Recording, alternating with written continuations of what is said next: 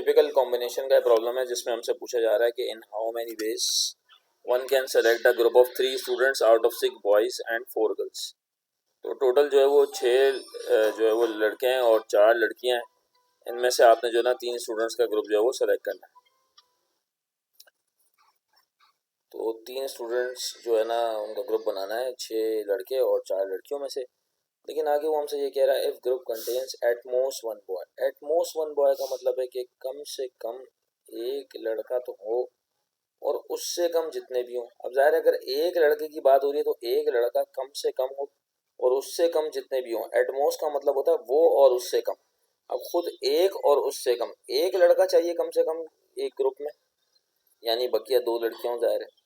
और फिर ऐसा हो कि एक भी लड़का ना हो, इसका मतलब ये, ठीक है ना, कि एट मोस्ट वन बॉय का मतलब वो और उससे कम यानी एक लड़का हो, या तो फिर एक भी लड़का ना हो, ये 4 है, ठीक है ना। एक भी लड़का ना हो तो फिर क्या होगा कि 3 स्टूडेंट का ग्रुप बनेगा, उसमें तीनों की तीनों ही लड़कियां होंगी। ठीक, तो ये ना 2 स्टेप में सवाल जो है वो सॉल्व होगा। ठीक है, तो मैं आपको करके दिखा देता हूँ। मिसाल के तौर पर हम यहाँ पे लिखेंगे कि इवेंट ए है कि suppose there are no boys. ठीक है, तो हम लिखेंगे कि इवेंट ए है जो कि हमारा है suppose there are no boys. ठीक है, तो यहाँ हम लिखेंगे इवेंट ए है हमारे पास suppose there are no boys. ठीक है ना, तो इसमें हमारे पास क्या हो जाएगा, अब अगर एक भी लड़का ना हो, पहले हम इसको कर लेते हैं सॉल्व। तो वो हमारे पास हो जाएगा कि भाई टोटल 6 लड़कों में से हमें एक भी लड़का नहीं चाहिए, तो कॉम्बिनेशन है ज़ाहिर है, सेलेक्ट करें 6 में से एक भी लड़का नहीं चाहिए, 6 मल्टीप्लाई बाय लड़कियां कितनी है, टोटल हैं 4। अब एक भी लड़का नहीं चाहिए और एटमोस्ट वन बॉय में हम पहला केस ये कर रहे हैं कि भाई लड़का हो ही नहीं, ठीक है ना, तो उसमें 6C0 लिया, तो अब लड़कियां कितनी आ जाएंगी, 4 में से 3, 4C3 हो जाएगा। तो जिसका मेरे पास आंसर 6C0 का आंसर मेरे पास ज़ाहिर है सर 1 आता है, 6C0 का आंसर 1 है और मल्टीप्लाई बाय 4C3 का आंसर खुद 4 आता है। तो 4 1 जा 4 हो गया सर, यहाँ पर एक आंसर ये आ गया।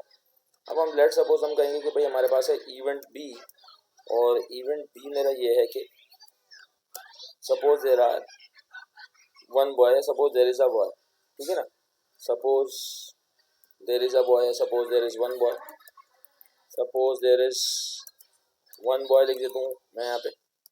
Suppose there is one boy के केस में हमारे पास हो जाएगा ये, अगर हम एक लड़का ले रहे हैं, 3 का ग्रुप बनाना है, तो 6 में से एक लड़का लेने की जो है वो सिलेक्शन वाला जो केस होगा, कॉम्बिनेशन का जो फॉर्मूला रहेगा, उसमें क्या होगा 6C1 एंड, ठीक है ना, और यानी मल्टीप्लाई का साइन हमने लगाया, और लड़कियां कितनी, अब अगर एक लड़का ले लिया और 3 का ग्रुप बनाना है तो बकिया 4 लड़कियों में से हम कोई भी 2 स्टूडेंट लेंगे, तो फीमेल स्टूडेंट यानी लड़कियां होंगी, तो वो क्या होगा 4C2 हो जाएगा।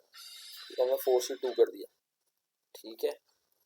अच्छा 6C1 का तो आंसर सर खुद 6 होगा, मल्टीप्लाई बाय 4C2 का आंसर जो है हमारे पास 6 आ रहा है मेरे पास, ठीक है। अब 6 6 का क्या हो गया सर 36। अच्छा कोई भी लड़का ना हो और सिर्फ 3 लड़कियां सेलेक्ट करनी हो, तो उसका आंसर मेरे पास आ रहा था 4 इवेंट ए में।